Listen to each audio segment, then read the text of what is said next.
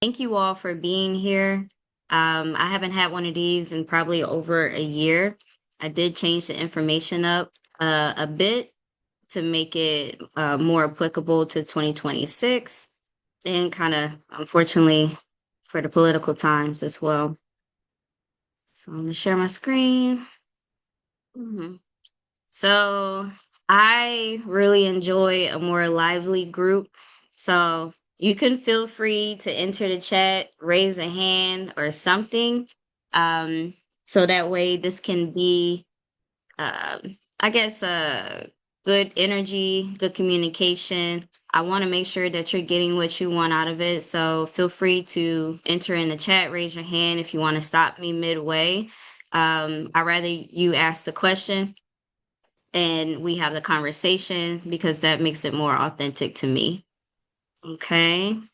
Alrighty. So it's 2026, y'all. I think most of y'all are here because you see what's happening in the world and you kind of want to reclaim your freedoms, probably. Just putting it out there. Starting to look at how to invest in your future and take advantage of this economy at the same time. So, this is what we'll be talking about today. Who am I? For those who don't know me, I'm Joy Marie. I am a 15-year vet, and that's counting the academy. And I am sorry if I get distracted, I'm still letting people in at the same time. So, I'm a real estate expert at this point, for whatever that actually means. VA loan expert, community builder, advocate for growth. I help people basically. That's what I do. I'm a voice of reasoning, even in the good times and the bad times. I won't steer you wrong, basically. And I'm excited to just be here and talk to you all. Okay. I haven't done one of these in a hot minute, so bear with me. All right. So, market analysis. Is it a good time to buy? Type in the chat. Is it a good time to buy? Yes or no? What's your opinion? I'm going to make my assistant the host so I can pay attention. All right. Let's go to the chat. Where are we at? It depends. That's a good answer. Now or never. That's a really good answer. Yes. Yes. But be on the lookout for rate commissioner to change. Okay. No. Ooh, okay, Liz. Kenny always. All right. I'm gonna tell you my answer. My opinion is that it's always a good time to buy assets. And I really want to emphasize the assets. Is it a good time to just buy a single family home just because? It depends on your need. If that is going to help, if that's going to better your life in some type of way, be a catalyst to your future, then yes. But my mindset right now is a great time to buy assets. Assets basically produce cash, and anything else considered debt will take away money from you. So, in my mind, it is always a good time to buy assets. That's why I love multifamilies because it is typically a good asset as long as you run the numbers correctly and it cash flows. And so, it's like a two in one. Here's, logic for me. People will always need somewhere to sleep, live, basically a shelter, some type of shelter. And that's how I look at it, a storage to keep their items. So at some point, whether they're buying or whether you're providing a house because you're a flipper, or whether you're providing a house because you're renting a house, you're a landlord, you're providing shelter for somebody. Land is finite and sometimes it's unbuildable. Certain areas of this world is unbuildable. I love the fact that, the realization when you look at this map that 71% of the earth is made out of water.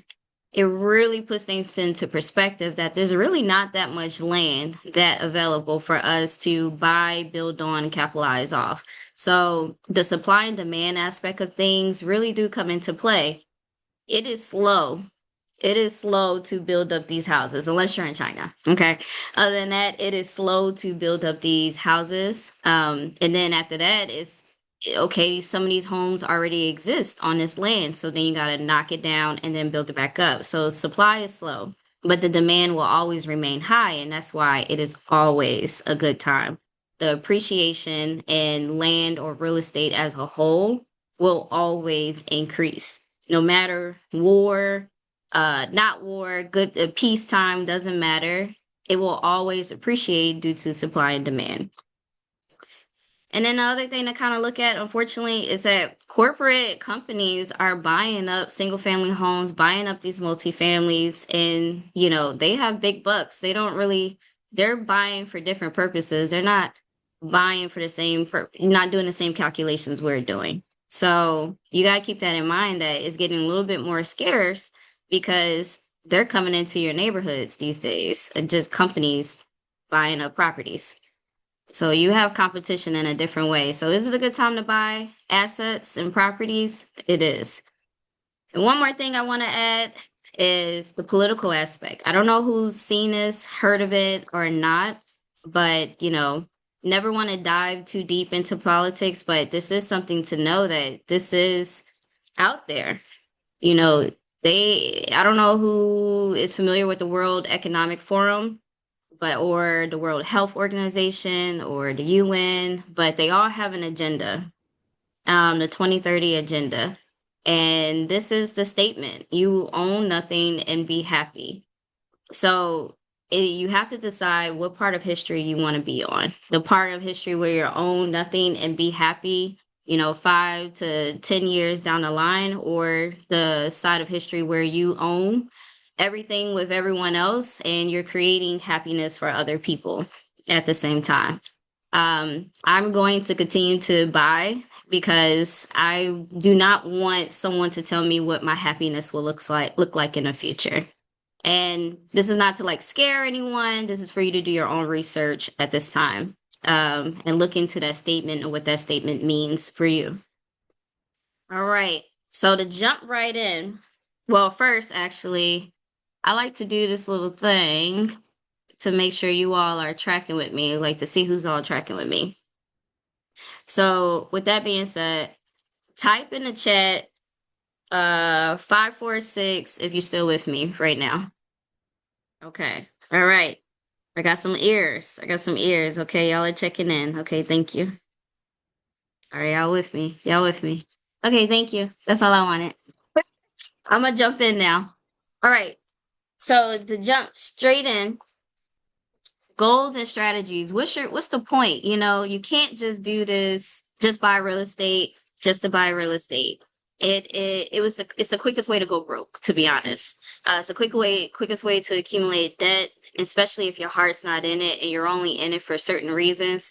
Make sure that your reasons are solid, and also your exit strategy is even more solid. So some examples of intent or reasons would be, hey, I want to live for free.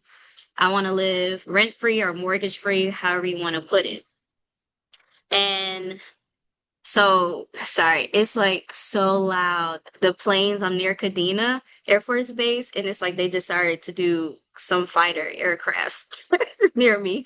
But okay, if you want to live free and mortgage free. So that was actually my plan. My entire plan when I got my first 4 unit, was to live free. Initially, it was when I bought my condo. Hey, I just don't want to pay anybody else's mortgage and vacation. I wanted to invest my own money into my own time. I mean, my own money into my own place and take out the equity out of that. Then I started learning more about real estate, and I decided to live like that. My goal would be to live rent and mortgage free. Then the next thing was to really save money. So because I was able to live rent and mortgage free, I was able to save my $7,000 I was making from the military. That's my BAH plus my base pay. So, and I barely had any expenses. So for me, that was the game plan. And then another thought process could easily be cash flow. Another thought process could be equity play. So some people get into this not expecting to make cash flow. They're buying these properties to park their money and, just take the equity out of it later. And maybe like a year or two from now and just let the equity grow on it. Others will do tax depreciation. This is like when you got big money. your point of it is to buy properties, never rent it out. And that way you can write off the depreciation from it and the loss because you're making other moves. People use real estate differently.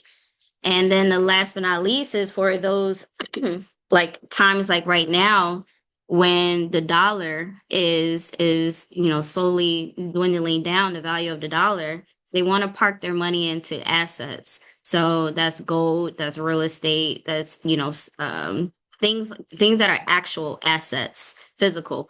So that's the wealth appreciation play overall. And that way they don't lose the value of the dollar. Examples of exit strategies would be buy and hold. Most of you all, when you're buying a property, like military or just buying a property and then renting it out, that's buy and hold. Then there's build and sell. Like it's kind of like flipping, but you're starting from the ground up.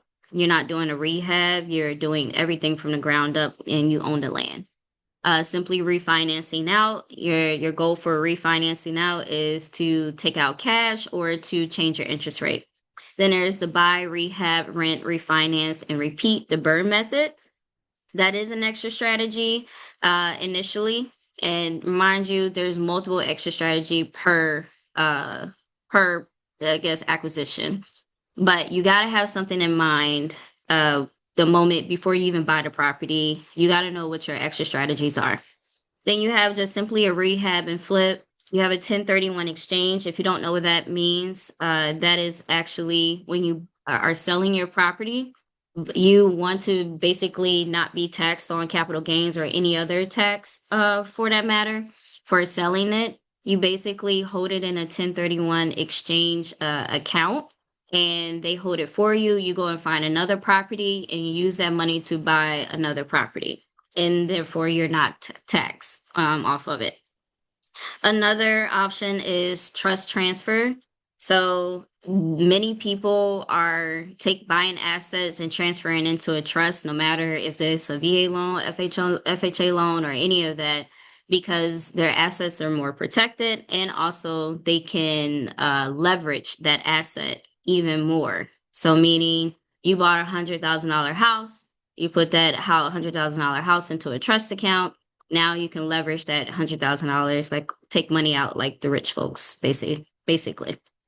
Um, Sellers financing and subject to, that's basically another strategy. If maybe your property is pretty tough to sell, you allow someone to do a seller's finance or subject to. It means that you become the lender in a sense that you transfer the deed over to the buyer and you transfer the deed over to the buyer and they will then pay you monthly like a lender or vice versa. If you want to take an opportunity like that as an acquisition play, you can do that as well. You find a motivated seller and see if they will allow a seller finance or a subject to happen. The big difference is seller finance is when the house is completely paid off. Subject to is when a house still has a mortgage, basically. Loan assumption, that's also a big thing right now because the interest rates are pretty high at this moment. And a lot of people have low interest rates from 2022 and below. And that is also a really good incentive to transfer the loan to someone else as an exit strategy, especially if your property, maybe you want to get max dollars for it. That's also an option. Obviously, to sell, simply sell, put on the market, and then estate transfer. And that's honestly when you pass away and you are planning it through a will of some sort or some type of inheritance to the next person. All right. Y'all tracking with me? Drop a one in the chat if you're tracking with me. Sound of Freedom. Is there, yeah. Is there a timeline for how long it could sit in a 1031 exchange? Yes, it is a timeline. So you basically have 45 days to find a property and 90 days to close. All right. Thank you all for tracking with me. I see you. Okay. So preparation that you need. This is the basics, but I wanted to include some more about investments for me, I had to figure out that a DSCR loan like this right here even existed. I knew about hard money. I didn't know about private lending, but I think knowledge is power. So I just wanted to merely introduce it. I'm not going to go through these, but I really wanted to just introduce it so that way you can go and look this up further on your own. I'm mainly going to focus on this today. So credit score is 620 to 680 or above, and I do mean 620 to 680. You might see some things that say 580. At the end of the day, the minimum is 620. Lenders will only take what the lowest of 680. I mean 620. And then for conventional loans, it's 680 or above. Low debt to income ratio. Investments normally don't care as much about your debt to income ratio. It's all about the deal itself and less about the profile of the person. These are all about the profile, the credit profile of the person. Investments are more about the deal itself. Savings and reserves, you absolutely need to have it here. If you ever heard people say, hey, you don't need your own money to get started, that's why I have an X right here, because there's credit plays to help you get started with that. Like you don't need your own money, you leverage credit. 2 years of taxes still required, and LLC EIN operating agreement. You don't need that for any of this, but if you did want to purchase an investment property, you would need it over here if you want to be able to leverage this as a business even further with protection. Okay. Additional preparation for those on the primary side. Get a soft pull of your credit from a lender. They are just giving these out for free. There's a difference between a hard pull and a soft pull. Soft pull means it doesn't hurt your credit report, but it also means that they're not going to issue you a pre-approval. Hard pull, they can issue you a pre-approval with that. Here's the newest things that I've learned since I built the first presentation. The FICO score has changed. So we all have these credit cards now who's trying to tell us our FICO score every 2 seconds or our credit score every 2 seconds. Those are good estimates. The official ones that lenders are using is they have this new score system. If you look at whatever the credit card companies are giving you, those are most likely FICO score 8. If you are looking for a mortgage, they are looking at FICO score 2, 4, and 5. All right. I made those mistakes thinking like, oh, I'm good to go, good to go. My credit score is this high. I can make that move. But then you realize that they changed the game a little bit. So there are different FICO scores for credit cards, and so credit cards, get a card note, all of that is different now. Okay. So when you are looking to see if you are prepared, if you don't want to just get a soft pull from a lender and you want to do it on your own, you can look up these. Next thing is savings. I get that question a lot. How much should I have saved? Well, my easy rule is 6% plus the down payment. If you're a vet and you're using a VA loan, it's just 6%. But if you're using an FHA, conventional, or any of the other ones, you will have a down payment. So 6% is very generous, okay? And you should be able to purchase whatever you want with just 6% based off the area that you're looking at. So you kind of got to do a little bit of research. Find an area that you're interested in, the type of property. If that house is 400,000, you got to do the math, 6% of 400,000. And that's how much you need to get saved up. Okay. And we are in a buyer's market. I do want to add that part. Most of us are in a buyer's market. So most of us can get seller's assist. But if you're in a very high ops or a high competition area, then it's going to be hard to get seller's assist. So I wouldn't bank on it. So you need low debt to income ratio. So pay down your credit cards. Affirm and afterpay does affect you. I want you all to know that it does affect you because it's coming out monthly like a bill. So therefore, they're going to ask for your bank statements and they're going to see that it's been consecutive months that you've been paying out of this. So they're going to add that to your debt to income ratio. Also, you need an agreement with your student loans. So with that being said, bonus is open an LLC to start obtaining business credit in your LLC. I wanted to incorporate a little bit more actual investment in here. Even if you don't have a actual business, open up an LLC and an EIN number and start letting it accrue the build up time. So for me, for one of my LLCs, I had opened in like 2014, never even used it, but I was able to get up to $120,000 in business credit for a LLC that I never even used. Okay. And that LLC, I mean, that business credit really helped me when it came to me doing my real estate investments. And you can pull the cash from the credit, because basically credit cards and lines of credit to help you with your business. But that is the equity play of how to, I guess, buy real estate without your own money, is to pull it off of credit cards. But you have to be in a position to leverage that. If you don't have money coming in and from a high paying job to pay off these credit cards after, you accrue all this debt, then it's not the best scenario. It only is if you're financially set up to do that. All right, I'm gonna check in with y'all. How many people here with me right now? Type in 1031. Oh, Shayla first, Kenny first.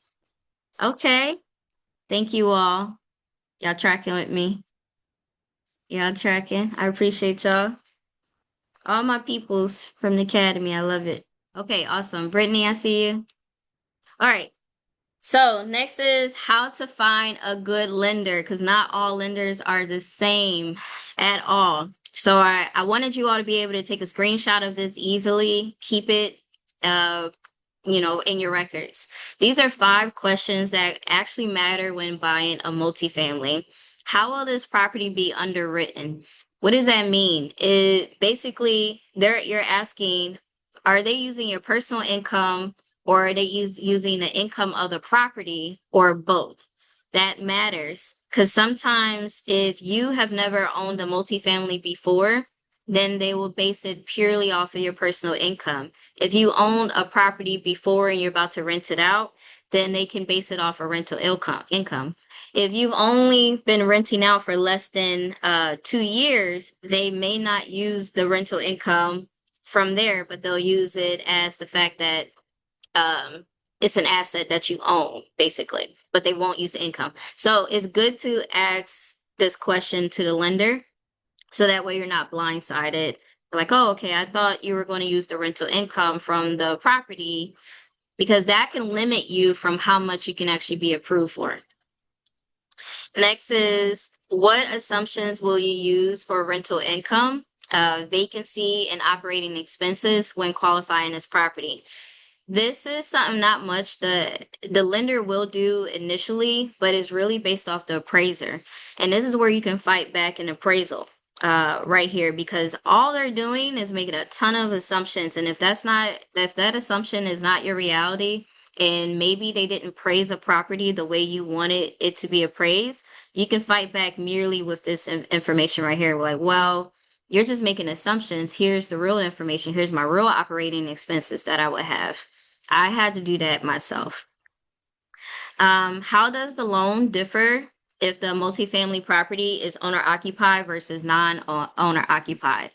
That makes a giant difference in far as the down payment. That makes a giant difference in far as the reserves, and that goes into the next one. What cash reserves would be required to have after closing, and are those reserves defined?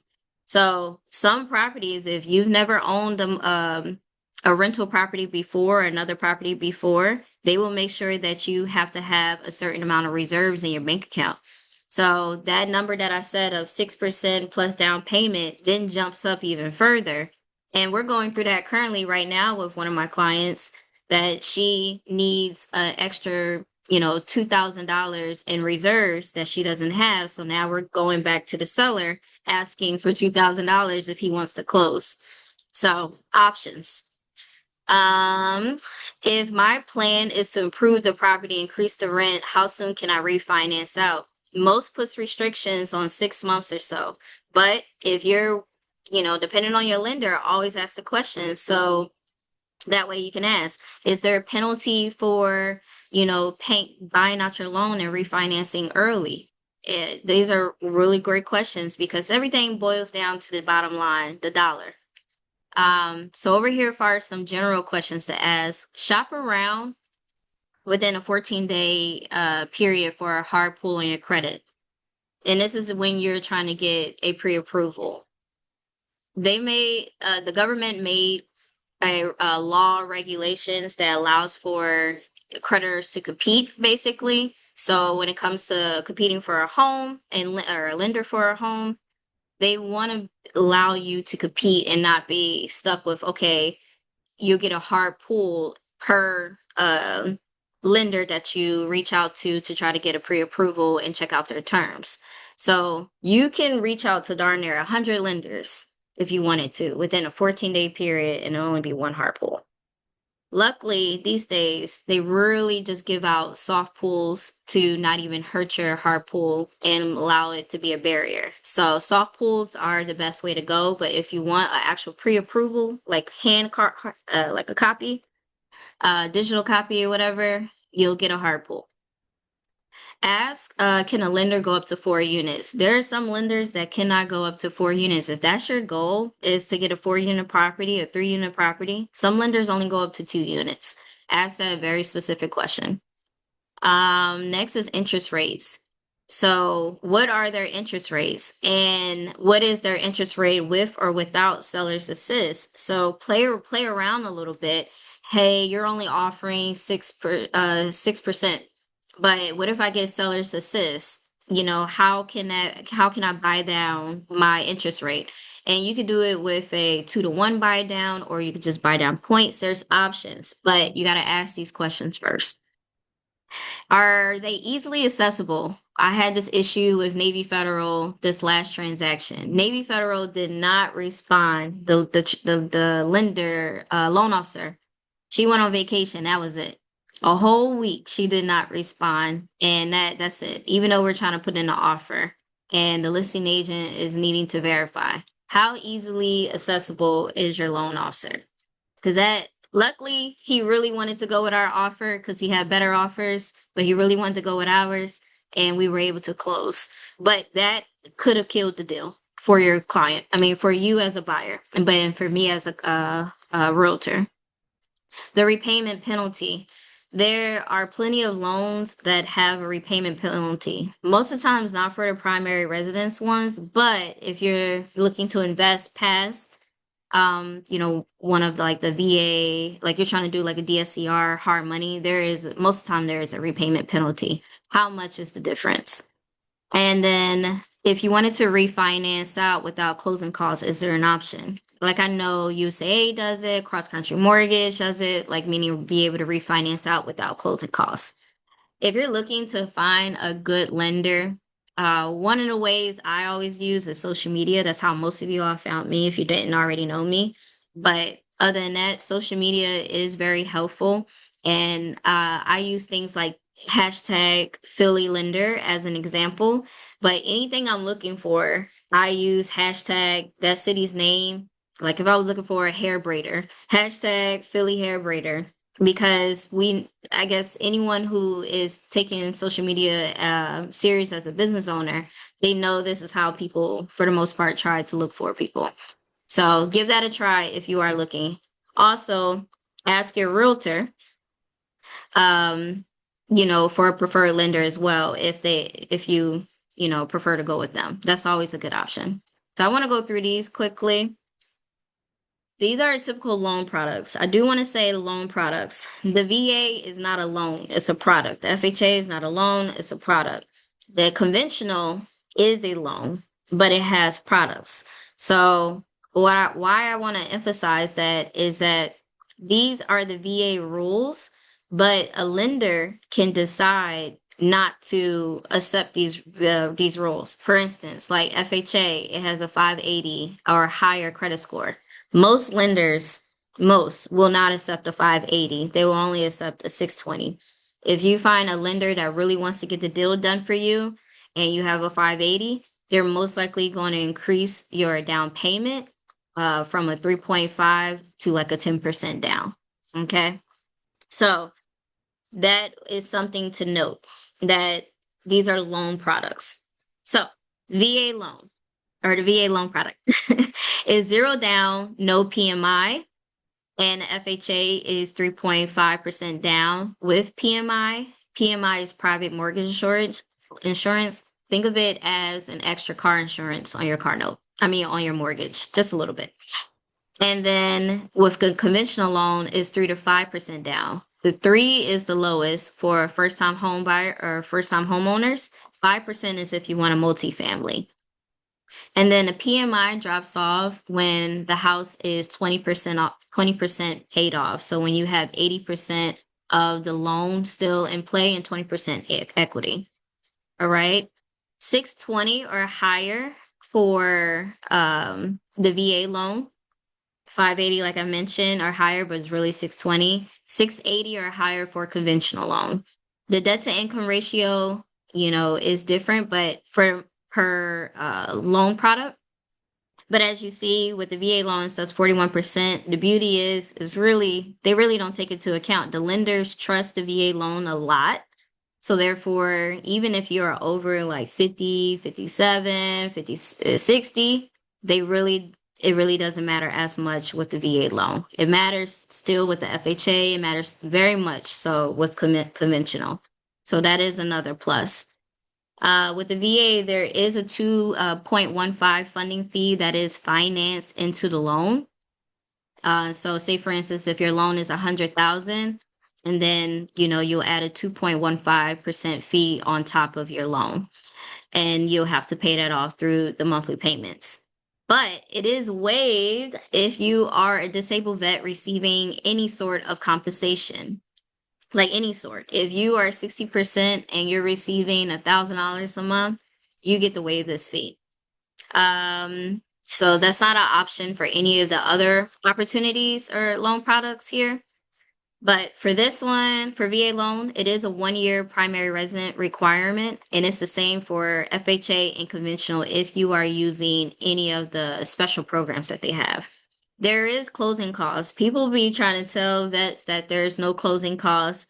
There is absolutely closing costs. What usually happens is that you'll receive seller's assist, and that will probably dwindle down a lot of your closing costs, but there is closing costs. If you're doing like a $600,000 property, there's closing costs. If you're doing like a $200,000 property, 300,000 maybe, and you get seller's assist, there's most likely no closing costs. That's fine.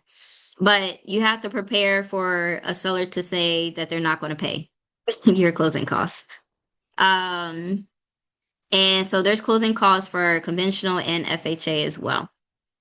There's no purchase price limit the first time you use your VA loan. That is something I think most do not realize. If you use it the first time, there's no limit. Sky's the limit. $2 million property, if you can actually afford it. So everything will always be based off the lender dictating whether or not you can afford it. And then after that, the second time you use it, because again, you can use it a second time, the purchase price limit is based off of the county and also the number of units.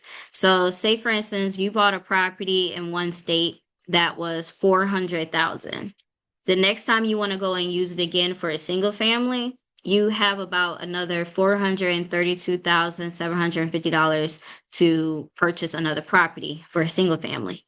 But if you are in a higher price area, like maybe New York, Seattle, Hawaii, any of those places, and you want to get a multifamily, then that number goes up to the millions. So you can easily still buy like up to another like $600,000 property the second time you use your loan if you are in a higher price area. I just want to make sure you all know that you can use this multiple times and to always be strategic. Okay, think about the first time and also the second time that you're going to use it. And then think about, okay, once I've exhausted VA loan, I have these products that I can use as well. You can use the 5% down here, or you can use the 3.15% down here. These have, to go into the FHA loan, this is not a first-time homebuyer program. So you still can get the 3.5% down regardless. The bad part is that this PMI never drops off. With the VA, there's no PMI. With the conventional loan, it drops off and once 20% is paid off. With the FHA, it never drops off. So your mortgage is still going to be a little bit more expensive than comparably, but the interest rates are really low with FHA. But again, we're here for multifamilies. There is a self-sufficiency test required. It means that the house needs to be able to sustain itself with 75% of the rental income. So 75% of the rental income needs to be able to cover the bills. Okay. So that's the quick math you need to do. Okay, what is the total mortgage? What is the total rents? Does 75% of rents cover the mortgage? Yes or no? And then as far as conventional, there is a purchase price limit as well. You're probably seeing a lot of people buy like $1 million homes and things like that. Those are called jumbo loans. And you have to be in a whole nother class for that. Okay. You can still buy it with FHA and VA, but conventional is way more strict. Any questions on this at all before I move on? Okay. I'm trying to have the drop down for the chat and it's not coming down. So okay. Let me see the chat.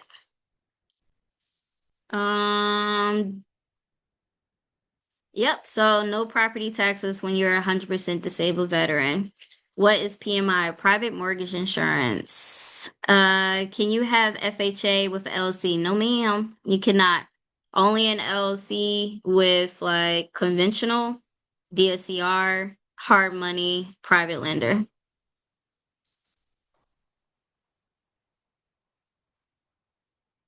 Okay. Moving on. All right, how to find a good lender, a good realtor, someone like me, basically. Vibe is a must. Trust is everything. So if you could find a realtor like just on Google, on Instagram, Twitter, whatever. But it's always good to have a conversation. If you all do not have good energy, if you feel like at the end of the day you can't really trust them, not every realtor is made the same. We may have, gone through the same schooling, but again, trust your instincts when it comes to, other humans that are professionals at the end of the day. Also ask, do they have any VA loan experience? Because there are some tricks and trades, like some ins and outs that they should know at the end of the day, but not many realtors actually have experience with VA loans. Not many lenders actually have experience with VA loans. I've run into that, which is crazy. Real estate investment experience is preferred if you are looking for a multifamily. How accessible are they? Can you text them? Can you call them on a weekend? That's also a really great question. And then again, another way to look for realtors is like a hashtag realtors. You can use that almost on anything. Hashtags are like used for almost all social media platforms at this point. And for you all, don't be a know-it-all. Okay.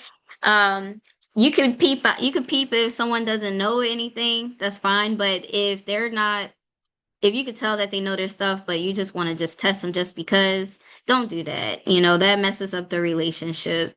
Uh, like they're just doing their job at the end of the day and trying to take care of you the best they can. They don't want to be picked at. Okay. I get a lot of people who try to do that to me, and it doesn't make for a fun relationship at all. And I think that life should be enjoyed while doing business at the same time. But good news is that I am building a network of vetted realtors for you all. So look out for an email to come. So when you, as active duty or just in general travelers, want to find a realtor and you don't know anyone in that area, you can, hit me up and I got you from there. All right, let me see if there's any questions in this chat at all. It's weird. It's like not dropping down. Okay, let me go here. Can you use an out-of-state realtor or do you have to be licensed in that state? You do have to be licensed in a state. So I unfortunately cannot 100% help you, but I can help you nonetheless with advice and also with referring a vetted realtor to you. Thanks, Kenny, for answering questions for me. Okay. All right, next is property analyst basics. This is very basic. I really want to let you all know that it takes a lot to really analyze a property that's best for you, but these are the basics to help you get started. Location will always be first and foremost.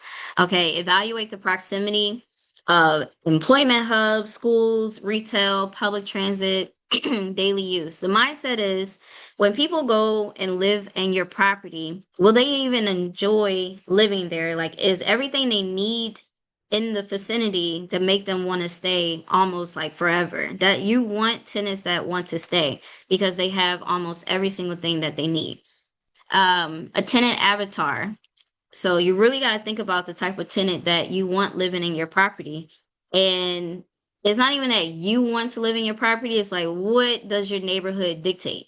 So I identify your ideal tenant profile and confirm the neighborhood actually supports it. So if you build this like crazy luxury home or renovate it, put a lot of money into this property, and then at the end of the day, the neighborhood doesn't support the rents or the accommodation of that particular tenant, no one is going to live in your very pretty, expensive property, unfortunately. And that's like the harsh reality. So it's very good to um, lower your expectations based on the neighborhoods. If you're most of the time buying in cheaper neighborhoods, it's cheap for a reason. All right. Not everybody 100% wants to live there. So there's no point in putting a lot of money into a property. Market rent value validation. So how to validate this? I use tools like Rentometer. It's practically free. It may try to charge you every now and then, but just back out of it and go back in. That's what I've been doing for years. I've never paid a dime for it. So I always use that. They're pretty accurate, and put it that way. They give you like a medium and an estimate, the whole 9 yards.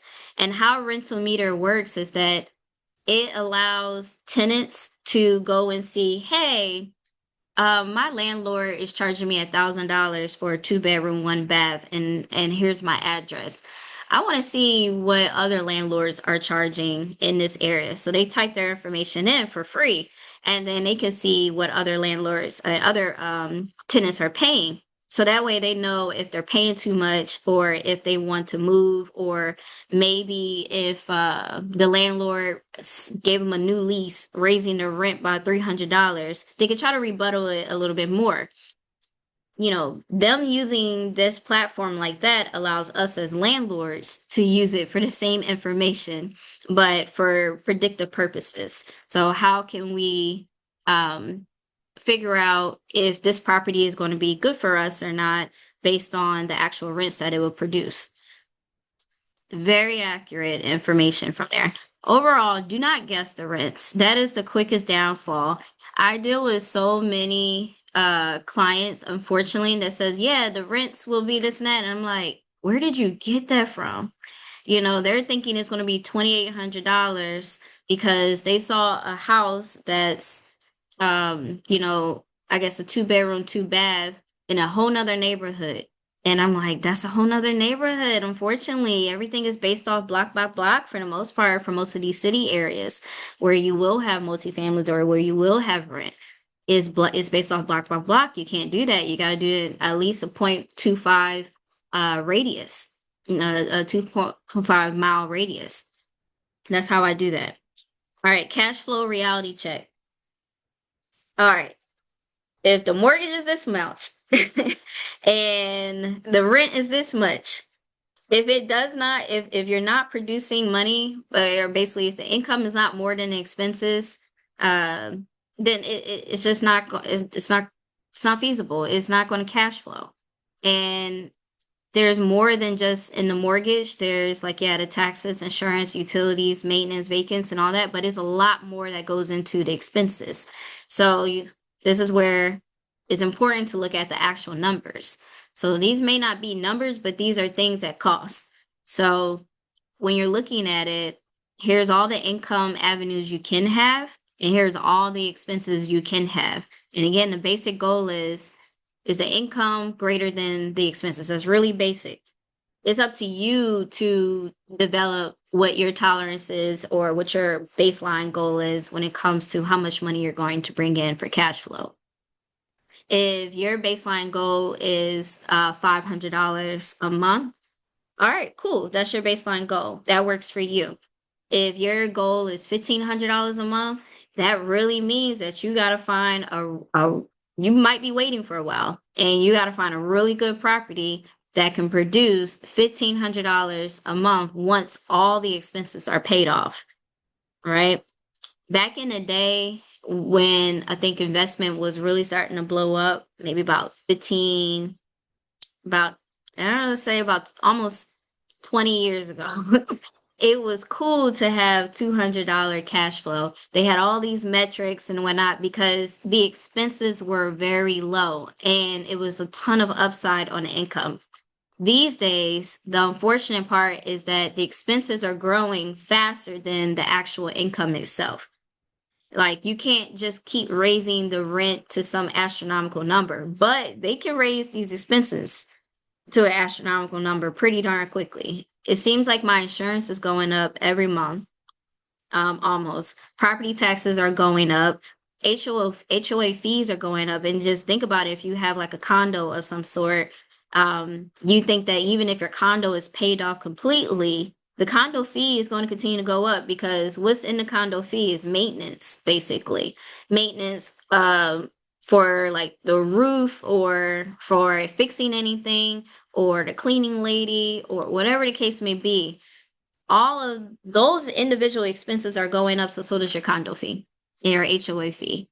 Permit seems like everything's going up more expensive as far as the licensing fees from the county or the township. Like I just mentioned, maintenance repairs are going up because as America, at least America, inflation is high. Just think about the normal handyman. As his rent's going up, it costs gas is going up, his groceries are going up. He needs to make more money too. So then he's gonna raise his prices as a maintenance man or craftsman. All right. And materials are going up. Everything goes up, and you got to take that into account and you got to plan for that.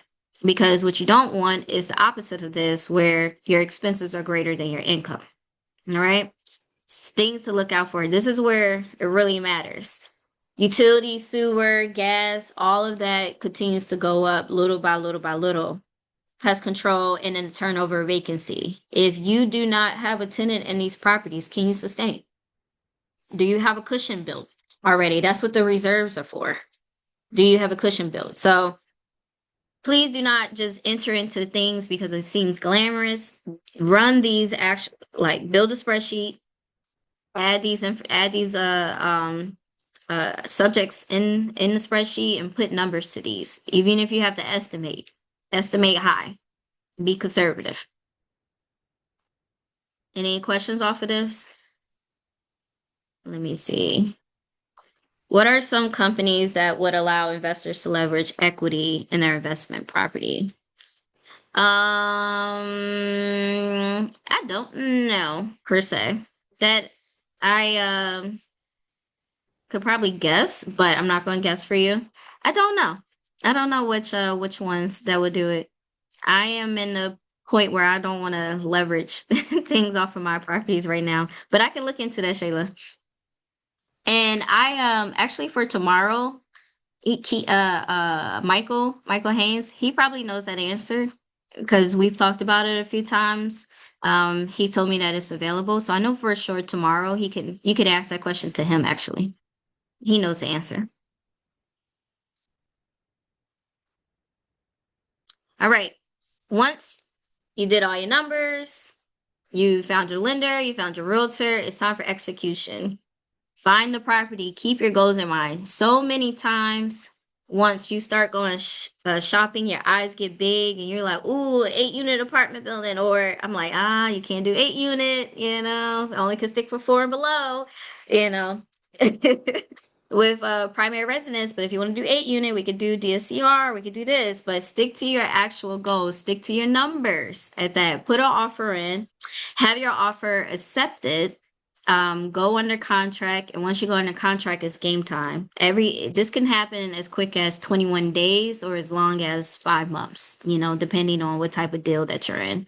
And do your full due diligence. Make sure that you have a clean title and can get title insurance.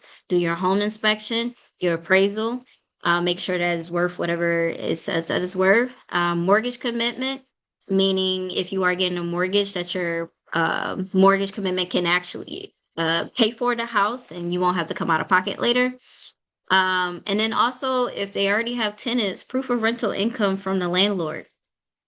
That matters a lot. I've been seeing a lot of landlords who are trying to do some trickery and trying to pass off their problems to future buyers. So make sure you do your full due diligence of getting proof of rental income and that the tenant is actually paying. It's okay to ask for bank statements. Like, no, I want to see your bank statement. What are you bringing in? Close. So next thing you do is close and become a landlord. I think this is the part where it really gets real. When you actually got to deal with other humans. And you got to deal with the fact that they're going through life just the same way you are. Right now, I'm dealing with a tenant that I've been struggling to get out. He's about 10,000 behind. $10,000 behind. And I know he could never give me that money. He came with the property. So none of the due diligence I normally could have had or I normally would have done could have been done. Because it was just the landlord was done, and in order for me to get the property at the amount I wanted to get it at, I had to take that on. That is the risk, is taking on tenants that comes with the property. So you might get some great tenants, and then you just got to manage the great tenants, which I did get some great tenants, but I got one dud, and I'm still working to get him out at this point. So what are you looking for when you become a landlord? It's pretty easy to pass it off, but again, when you pass things off to a property manager, it costs. So you got to add that into your fees. So when I bought my 4 unit, my first time with multifamily, I took it on for a year. I took on property management for a year, and I found my own tenants and all that good stuff. And then I passed it off to a property management because I raised the rents a little bit enough that I can afford the property management. And I was very strategic about numbers, especially with my 4 unit. So what does a property management do? Which also means, what will you do? You will find the tenants, you'll collect the rent, take maintenance requests, fixed maintenance requests, exterior maintenance is necessary, such as like snow removal, things like that. Tenant turnover maintenance, there's always tenant turnover maintenance. That's why you try to find really good tenants the first time that wants to stay for a long time. So that way you don't have to keep paying for the tenant turnover maintenance. And then repeat. You need to learn more about the township and the state regulations. For instance, my township in Mount Holly only requires property management that is within the county. So if I tried to go outside the county, they told me no. They said that a person needs to be able to be at the house within 30 minutes or less. It's like, what kind of rules are that? But anyway, you just got to check. Before every single tenant moves in, I have to get a HVAC check. So they have to check the heater. I have to get a fire alarm and fire extinguisher check before every tenant moves in. So again, these are expenses that I personally didn't know about moving in. But luckily with this property, I cash flow $1,200 every single month for it. So I'm able to, plan for these expenses at the end of the day. It doesn't hurt me as much. But initially, I was not cash flowing that much with this property. It was cash flowing zero, and that was in 2018, but I was living for free. So I was saving 7 grand. So you gotta play this however you want to play it. Cash flow was not my goal when I first started. Living rent free was my goal. So and then when I moved out, cash flow was the entire plan. So keep your plans can change all the time, and that's why I love real estate is that it can be flexible with whatever situation you're in. You just got to think about all types of extra strategies um from the get-go of what you can use the property for, and if you feel comfortable, then move forward. Far as a lease, I think a lot of people always wonder, okay, how do I do a lease? Do I need to go through a lawyer? No. At the end of the day, if you had a piece of paper that said, hey, you moved in at this point and you're leaving this point and you're paying this amount, that's just as legal as it needs to be because you both agree to it. But you want to put other rules and regulations inside of it, and also whatever the rules and regulations governed by that state as well as yours, and make sure you're not doing anything illegal, putting anything illegal. So use Google or ChatGPT or other programs like that are really helpful to build your leases.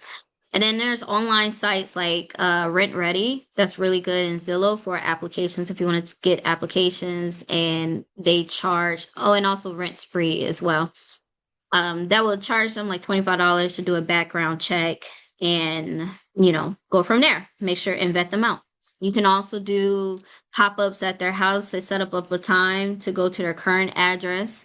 You can always verify all of their references because people lie. Always verify their job because people lie. And it's okay though, but this is just part of the process. When you build a system, you're not really affected by the system. Affected by the individuals within the system. It's just like any business.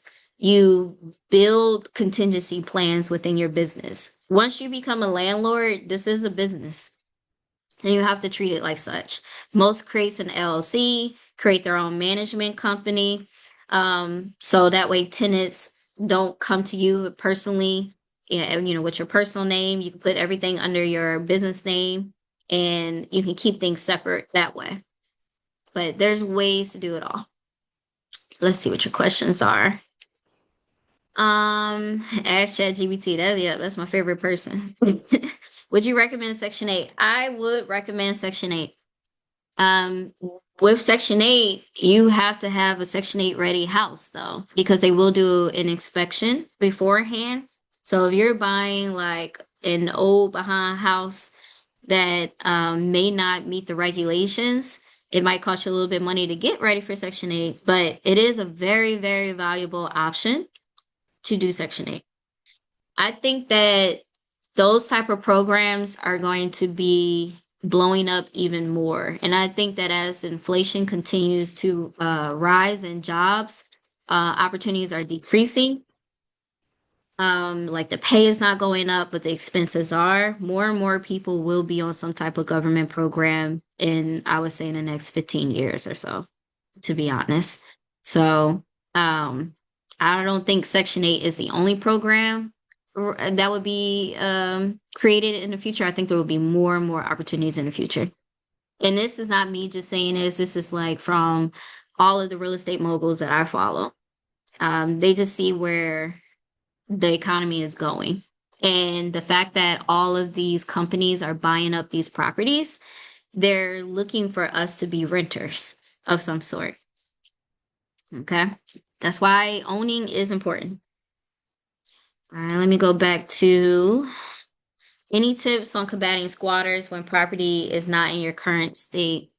Um, well, I would say the very first thing is maybe having someone you do know, if there's a realtor you can pay, or someone you can pay, even if it's like, $20 every now and then, just to go check on a property, turn the lights on, turn the lights off, things like that. That would be, you just got to showcase movement in that house. If it looks like the grass is not cut, it looks like it's not maintained, looks like nobody lives there, that's an easy way. So I would just do my very best if it's empty to make it look like someone actually lives there. That would be the best case scenario. And then also create a lease for yourself or somebody else, create a lease. So that way, if somebody did try to move in, there's also a lease that's already created. So it'll look like they're, trespassing practically, for that particular house. Um, I think that's all I got. Other stuff is if you're actually physically there. I saw that this guy, it depends on the type of person that's in there. I saw yesterday that people with like on parole or something like that, they can't be certain places, maybe like with a kid or with guns or something like that. So they purposely came there with guns and then called the police there. So that way they can get evicted that way because they're breaking their parole. But every scenario will be different. And then always bribing them is always a good option. Okay. Let me try to go back to the questions when they pop up. It's like not popping up. Darn it. Okay. Questions. What are the downsides to Section 8? You gotta think about it. These people can't pay their rent on their own. How Section 8 works is that if your rent is $1,000, Section 8 will pay 800 of it. So there's a large possibility that they may or may not pay that $200 that they're supposed to pay. But you'll get the 800. There's a large possibility that they won't answer your phone calls, but it also could be a large possibility that they will be the perfect tenant. I grew up on Section 8 personally, like my entire life, to be honest. And my mom was a really good tenant, and me and my siblings were really good kids there. We took care of the place as if it was our own. So I kind of see it from both sides these days of being the user and also being the landlord. I just sold a duplex for one of my clients, and her Section 8 tenants were awesome. Like so good. They kept the house so clean. Like they had the best unit in the duplex because they go above and beyond to take care of their own. You might run into good and bad the same way you'll run into good and bad with what we call a market tenant, a tenant that doesn't need assistance. I think you have to just do the vetting.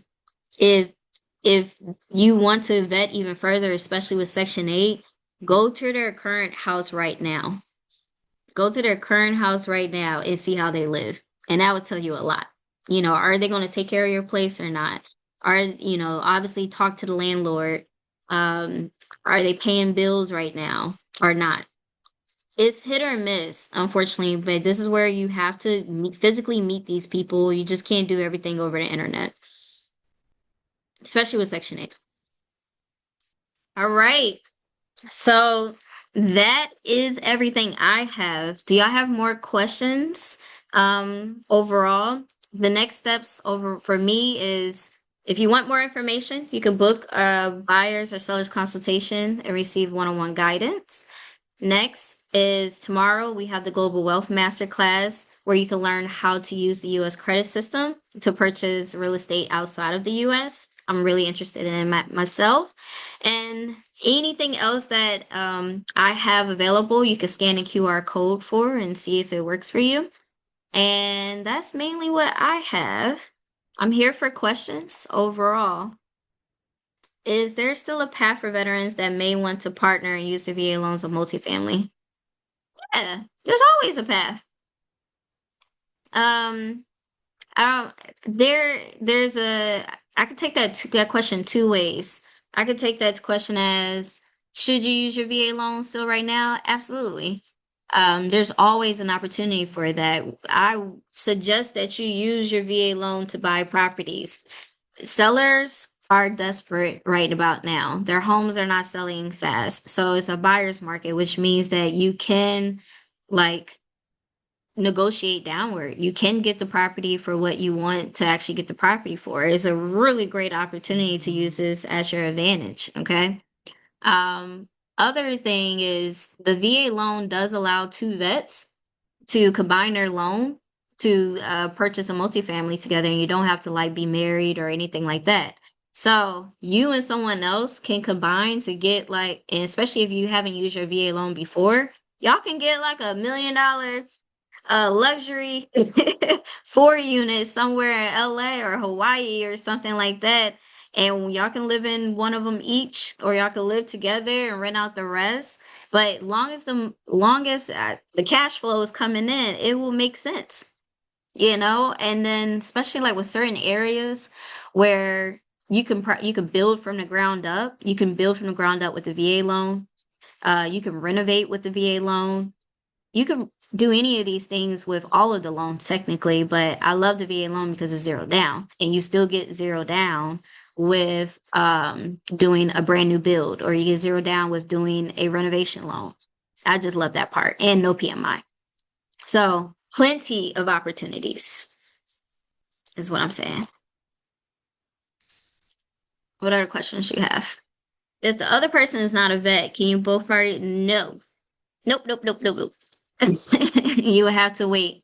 You would need to be two veterans using their VA loan and eligible to use their VA loan in order to do that. You can buy a house with a spouse, yes. The spouse can be on a deed, yes. But that does nothing for your VA entitlement and what more you can get. Anybody else? More or less, how would combining a process work if there is an easy answer to that? It is an easy answer. You both contact the lender, you do the application, and you let them know that you want to combine your VA loan.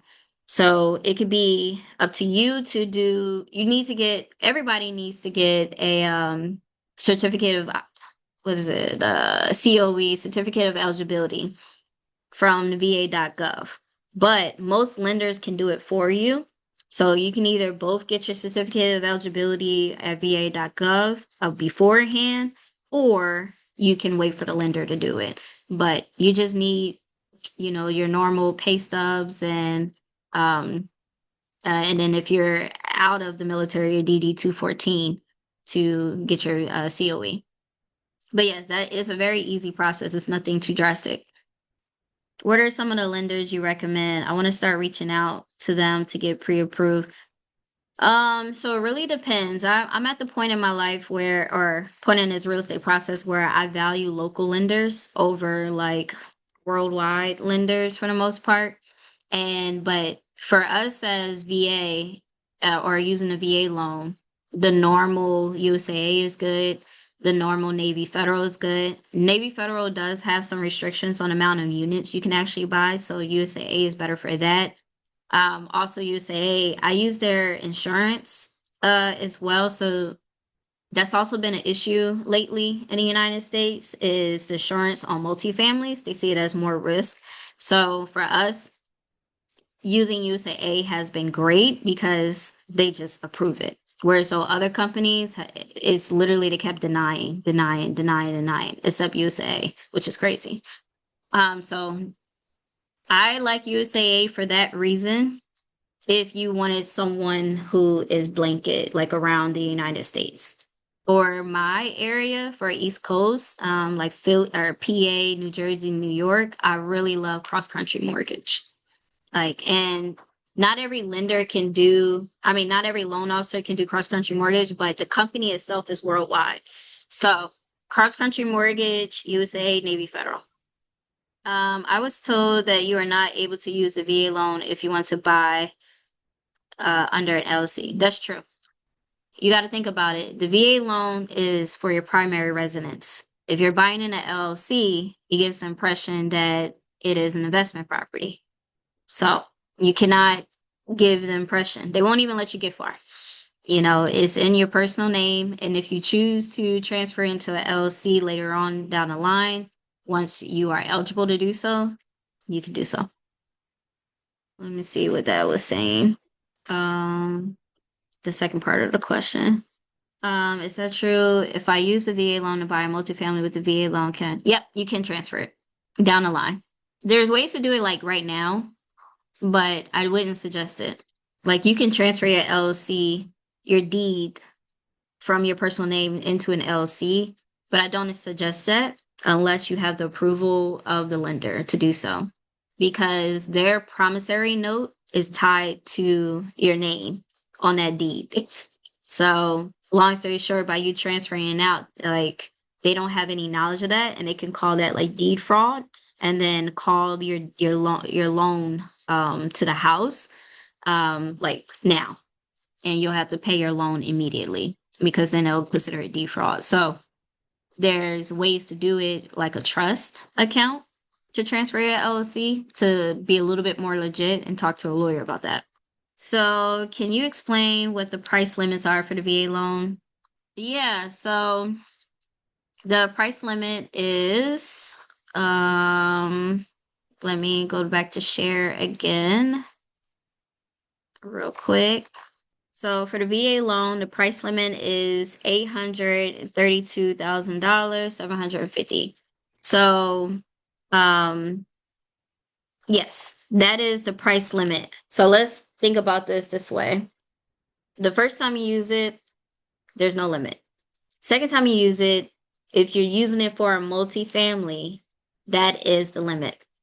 So then it's like, okay, what if you don't want to use it for a multifamily? What if you want to use it for VA.gov?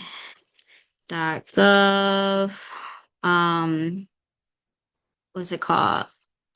VA loan limits by county. Mm,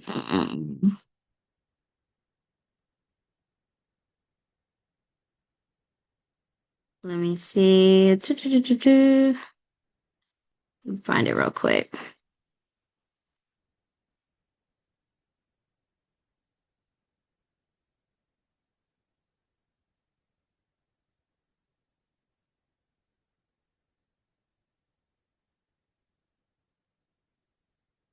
I don't know if this is going to open up right now or no.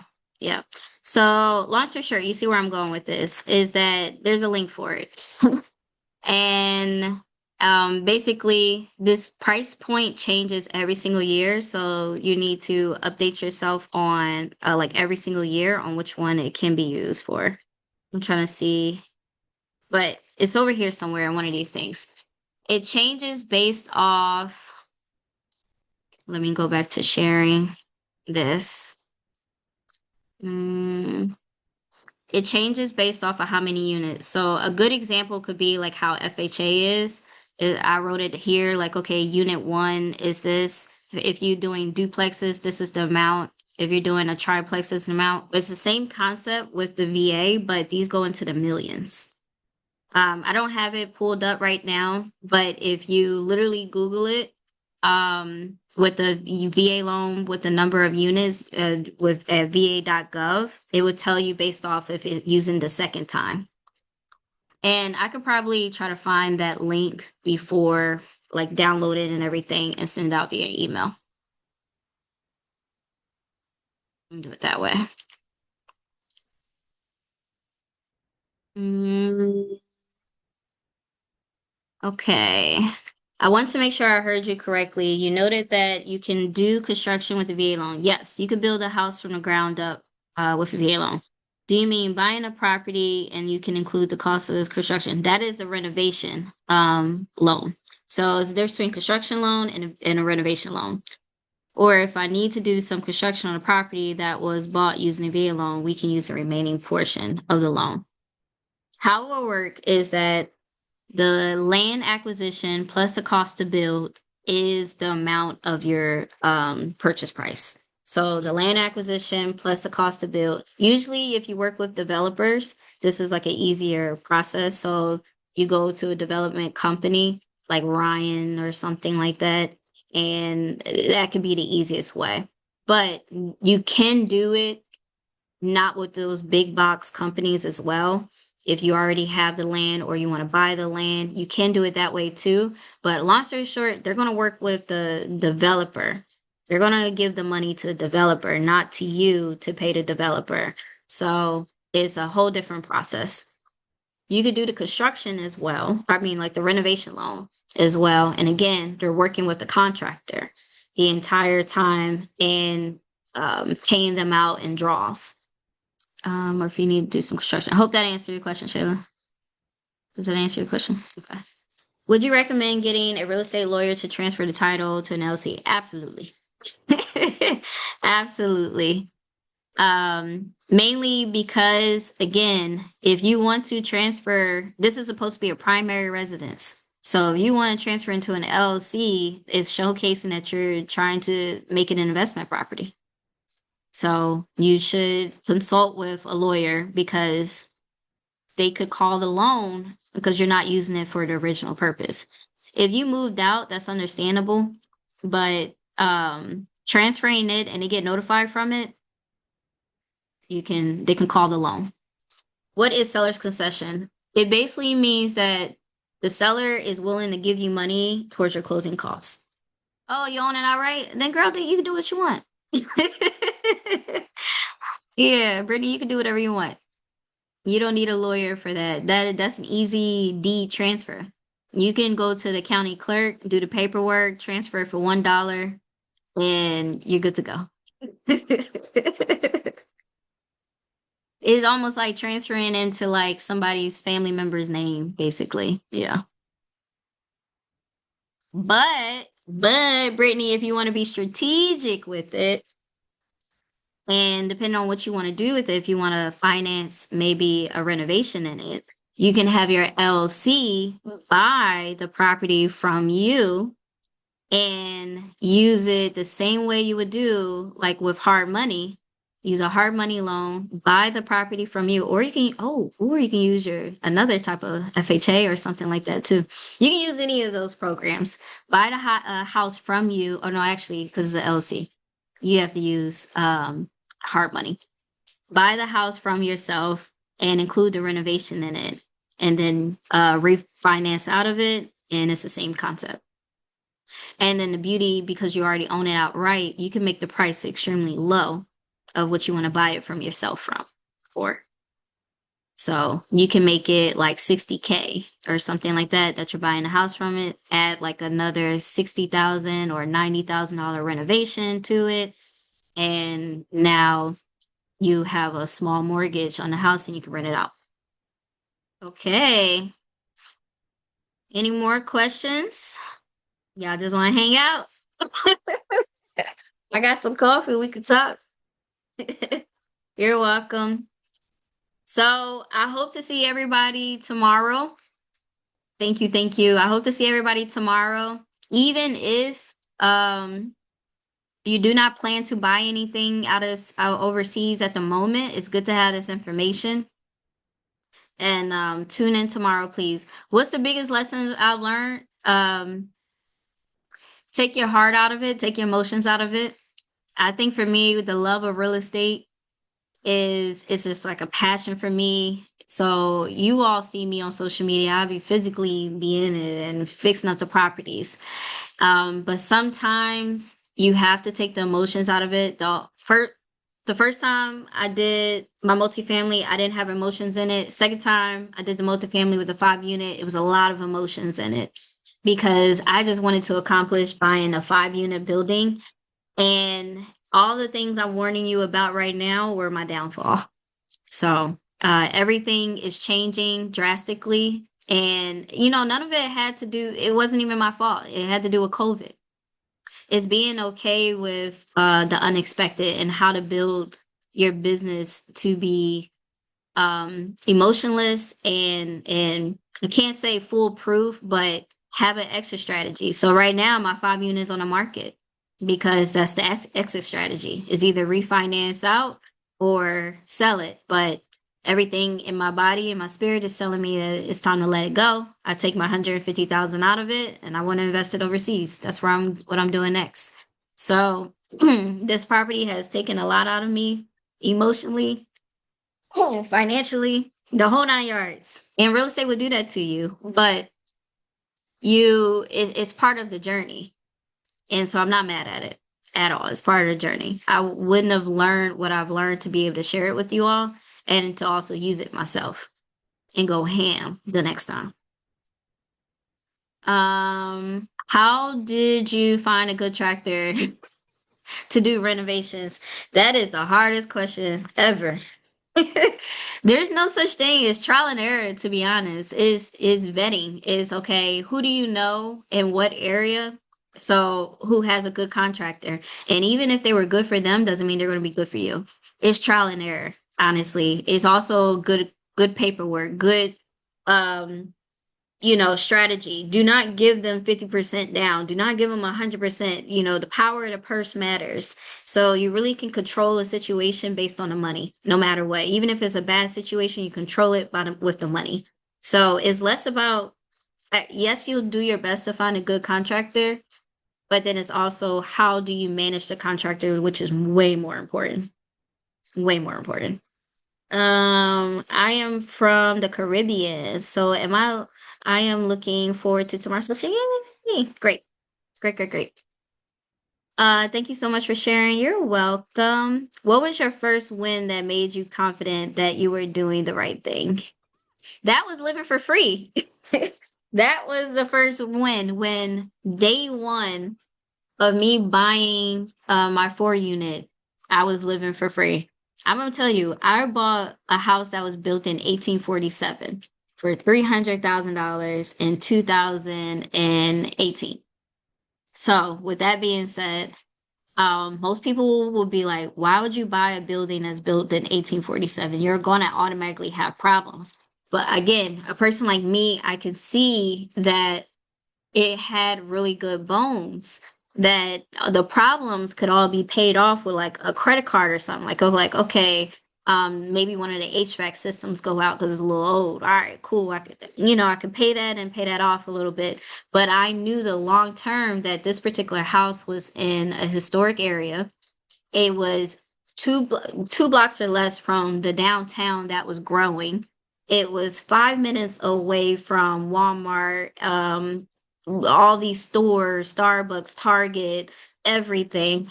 Every direction was a growing area. So I already knew that this was going to be great. So one, it was okay for my current situation. I was 20 minutes from base, McGuire Air Force Base. And so I'm living for free. I'm 20 minutes from my job. And I know that the tenants actually want to live here. I'm telling you, the place is not fancy. I made it nice, but the place was not fancy at all. But the people who wanted to live there were not military. Then I don't have washer and dryers.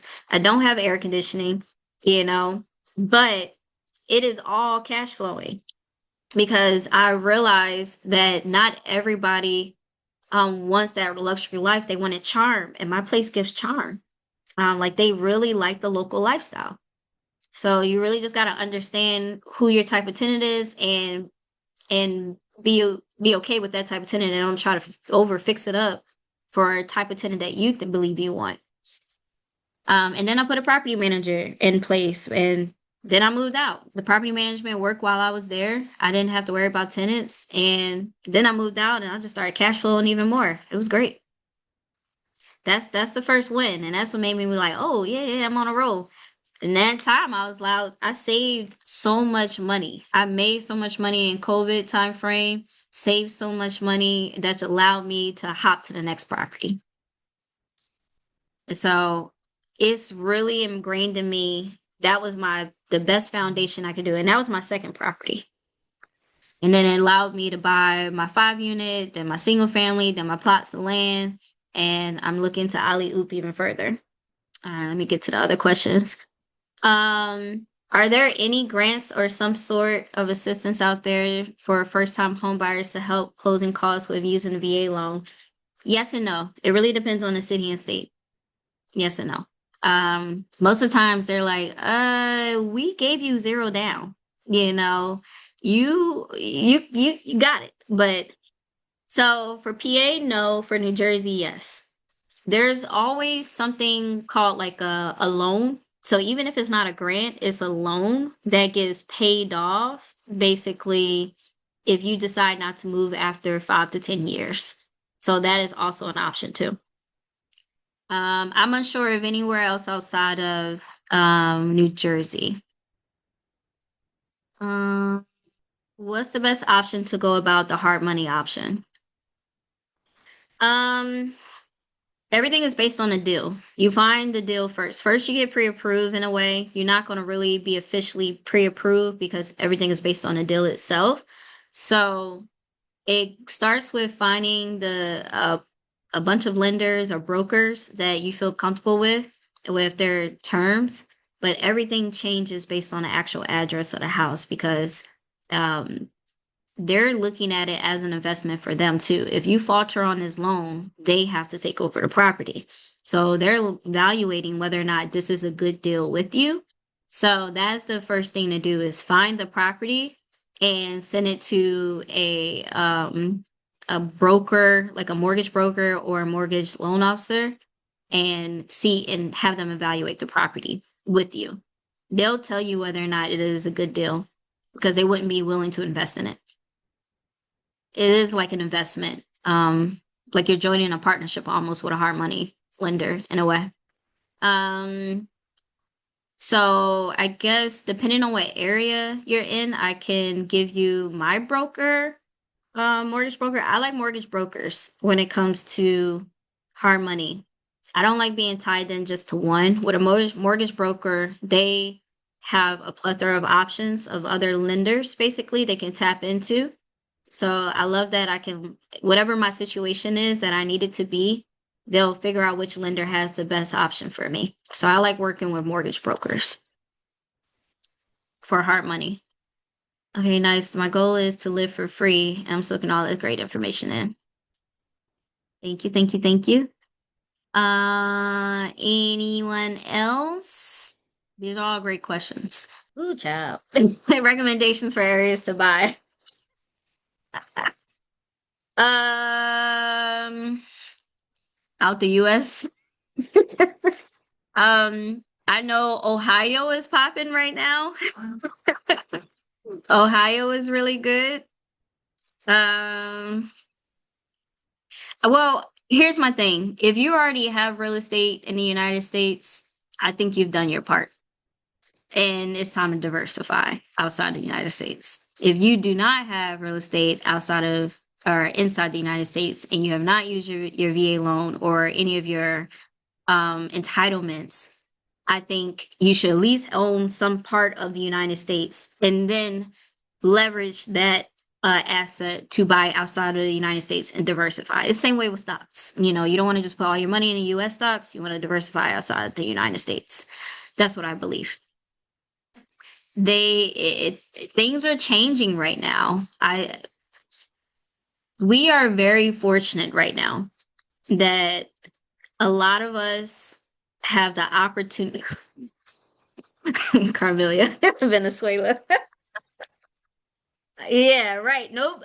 I'm not joking, but yes, a lot of waterfront properties in Venezuela are like 12 grand right now. You know, see that as you may. I think it is important to diversify. Capitalism is going to exist whether we like it or not. It's just depending on what side of capitalism do you want to be on.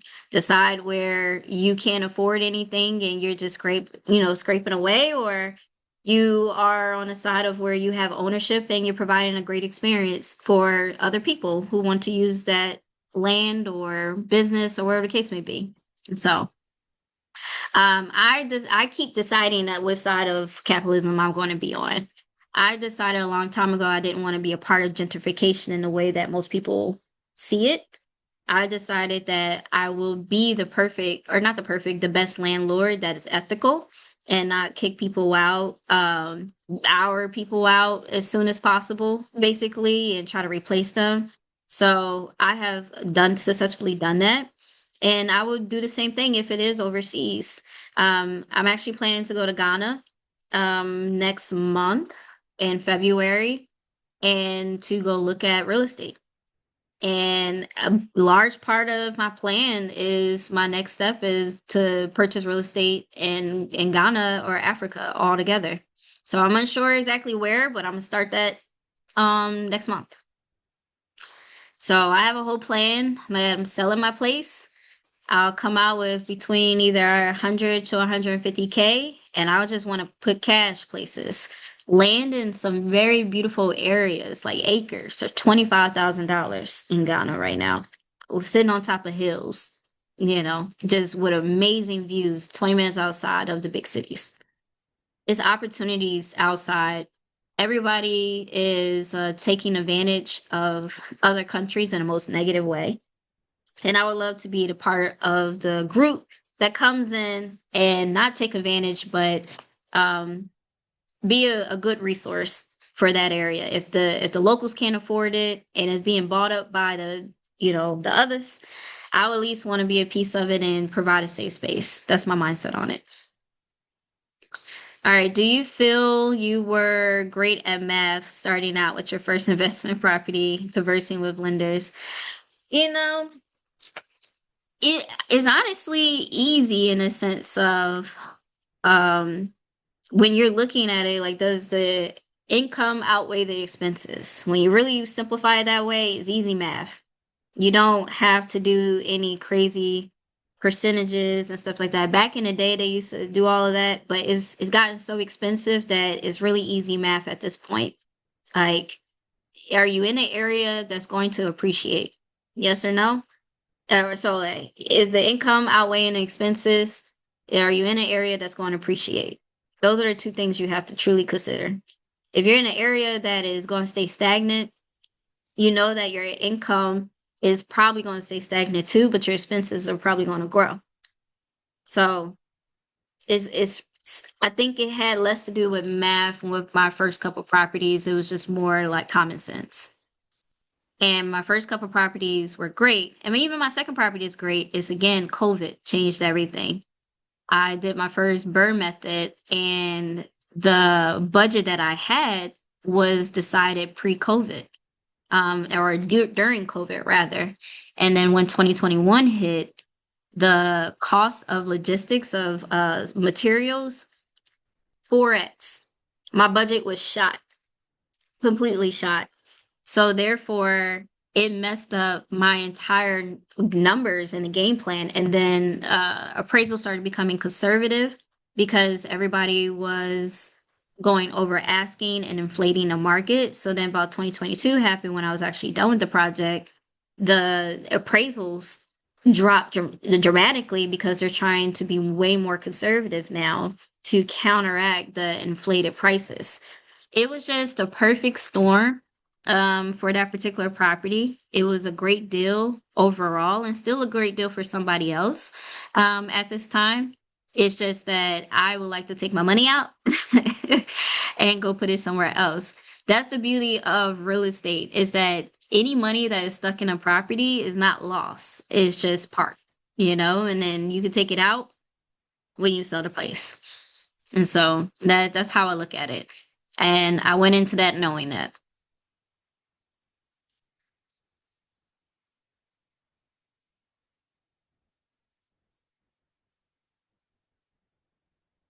But yeah, tomorrow's conversation is going to be good. I think, based off the last couple things we just talked about, um, diversifying. I think all of us need to use our U.S. benefits um, and diversify with our president. So, sorry, bad joke. But anyway, all right. I'll talk to you all tomorrow. Unless y'all have any more questions, I'll chit chat with you tomorrow and go from there. Bye, y'all.